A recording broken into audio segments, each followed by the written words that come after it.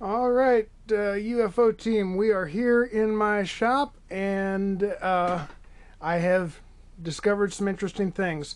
But real quick, just to show you something here, I've eliminated the batteries, and I'll explain that in a minute. What I'm using, actually, we're taking power coming out of the wall, 220 coming out of the wall. We're running it through this Variac stack.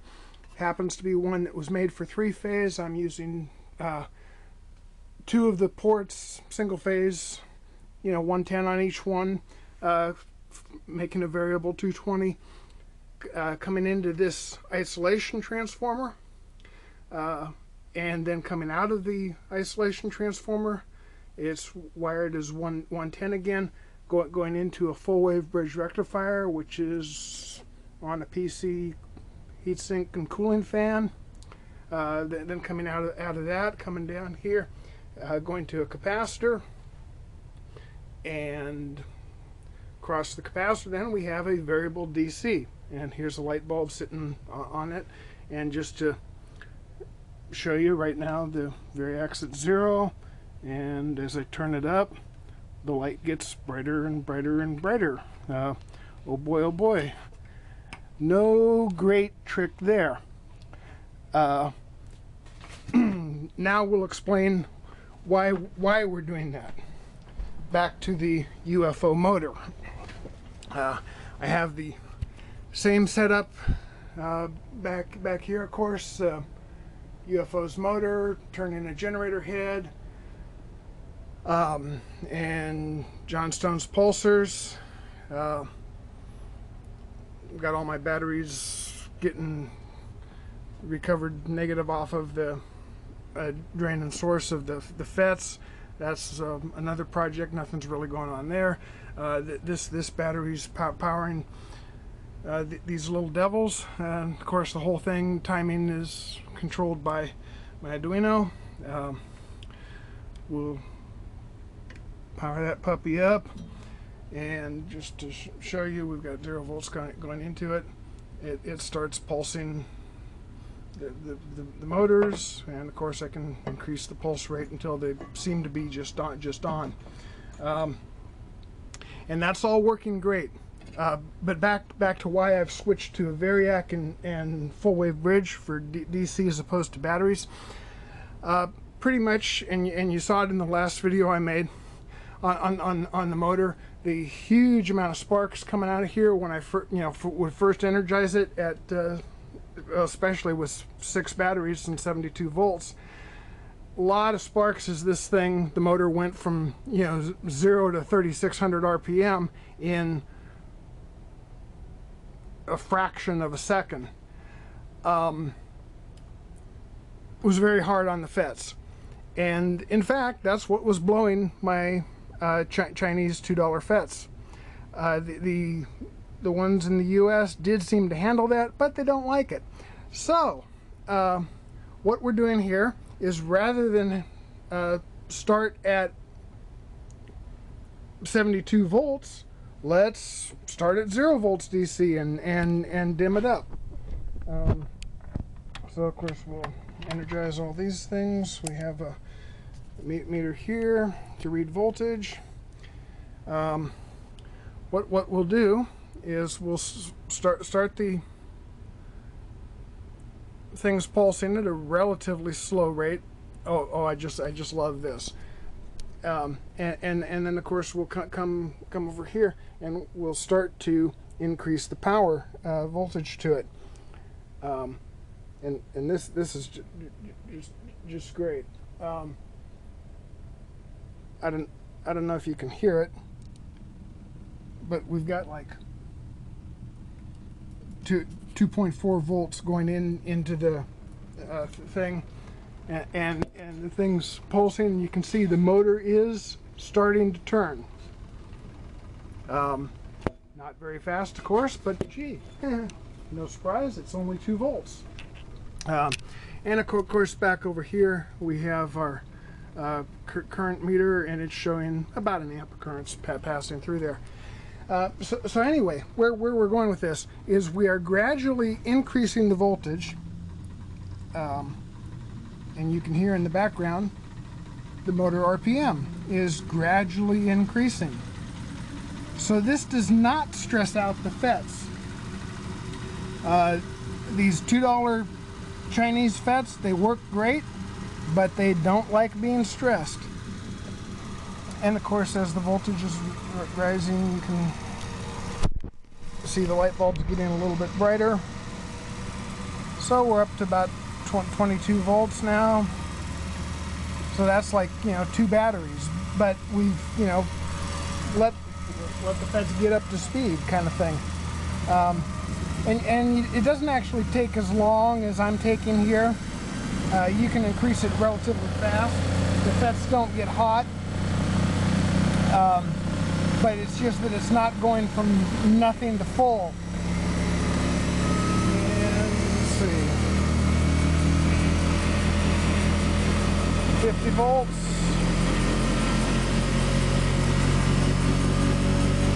60 volts.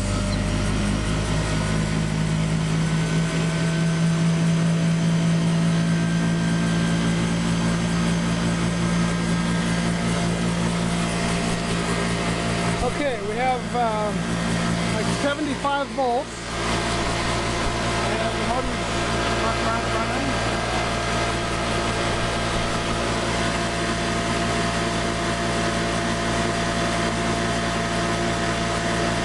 We need a little bit more. We're only at 3,400 RPM.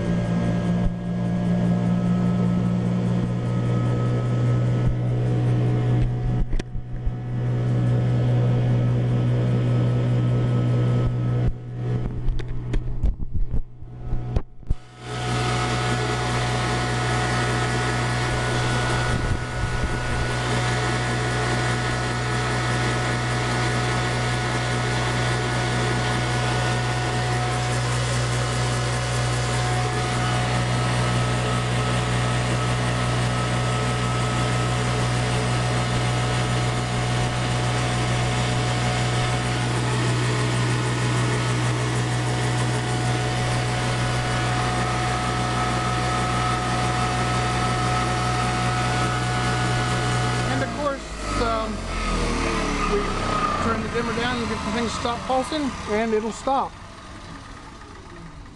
It just doesn't like starting at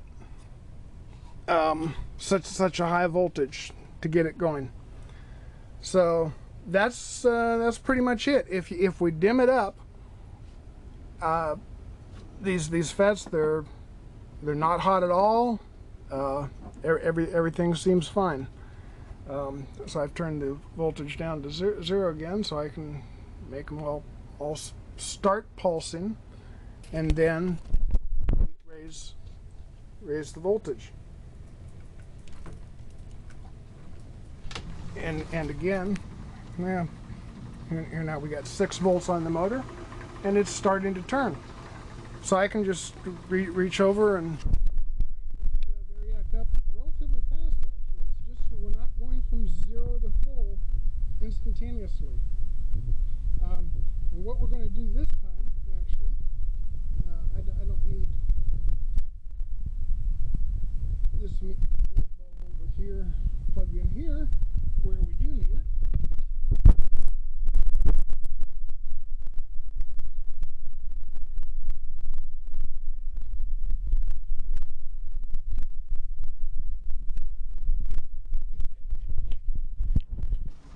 And the other light that we have, just to let you all know, and I've got it plugged in here also.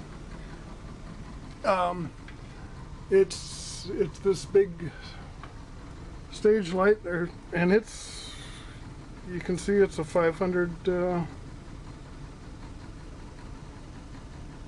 watt light bulb. So we can turn that on too once we get running. We have a 100 watt light here and a 500 watt light, and then we can look at current. So let me run up the speed of the motor.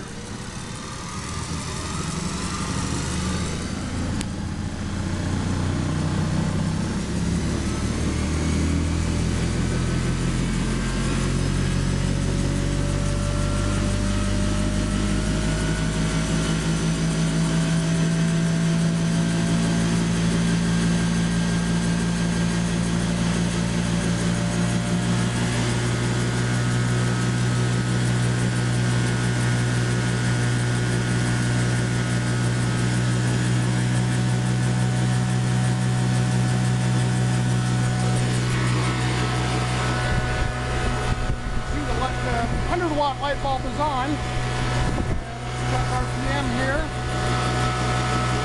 We're going 3,700 RPM. I could turn the thing down a little bit, but and let's see. Currently now, we're drawing 7.10. It's bouncing around, but between 6.9 and 7.5 amps. So let's reach up here and turn on the 500 watt light bulb. See, it's on now.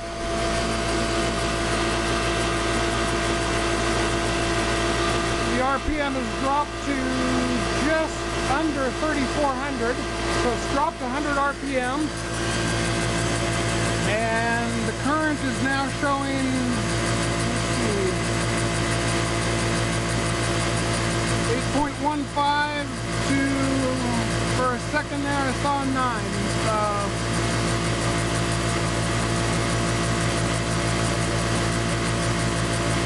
So the amperage is a little bit higher,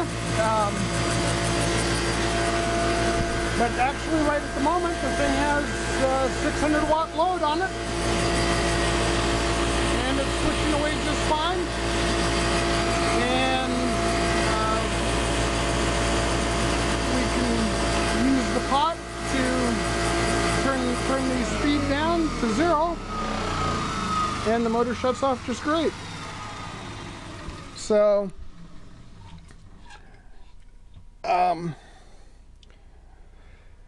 that's the latest discovery that I've made, guys, is that it does not, at least the Chinese $2 FETs, do not like having to jump start the motor from 0 RPM up. It likes to be dimmed up.